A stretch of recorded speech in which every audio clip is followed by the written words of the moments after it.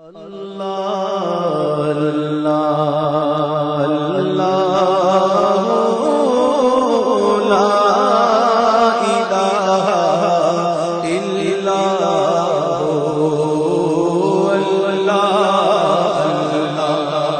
الا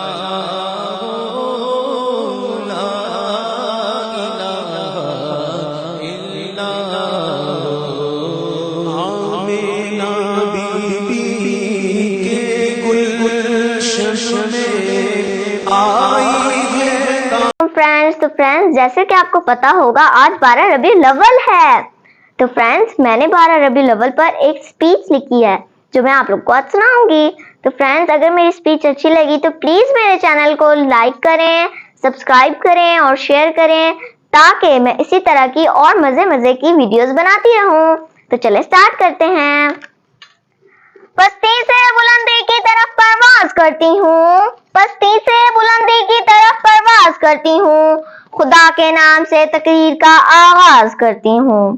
خدا کا ذکر کرے اور ذکر مصطفیٰ نہ کرے، خدا کا ذکر کرے اور ذکر مصطفیٰ نہ کرے، ہمارے منہ میں ہو ایسی زبان خدا نہ کرے.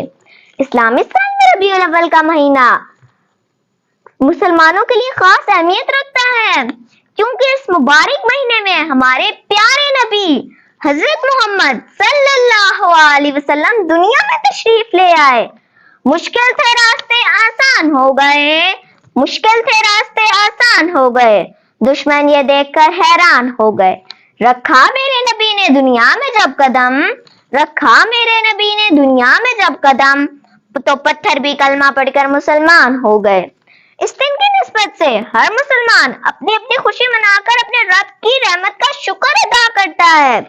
کچھ لوگ نوافل پڑھتے ہیں، کچھ لوگ درود و سلام کی محفلیں سجاتے ہیں اور کچھ لوگ دوسروں کی مدد کر کے اپنے رب کو راضی کرتے ہیں. آپ صلی اللہ علیہ وسلم بچوں کے ساتھ بہت شفقت سے پیش آتے. ایک مرتبہ آپ صلی اللہ علیہ وسلم صحابہ کرام کو مسجد میں نماز پڑھا رہے تھے کہ وہاں پر حسن رضی اللہ تعالیٰ اور حسین رضی اللہ تعالیٰ آئے اور اپنے نانا یعنی آپ صلی اللہ علیہ وسلم کی کمر پر سوار ہو گئے. آپ صلی اللہ علیہ وسلم نے سجدے سے سر اٹھایا تو دونوں کو نرمی سے پکڑ کر اتارا اور ایک طرف بٹھا دیا. دوبارہ جب آپ صلی اللہ علیہ وسلم سجدے میں گئے تو دونوں بچے پھر کمر پر سوار ہو گئے. نماز مکمل ہوئی تو آپ صلی اللہ علیہ وسلم نے دونوں بچوں کو گود میں بٹھا لیا.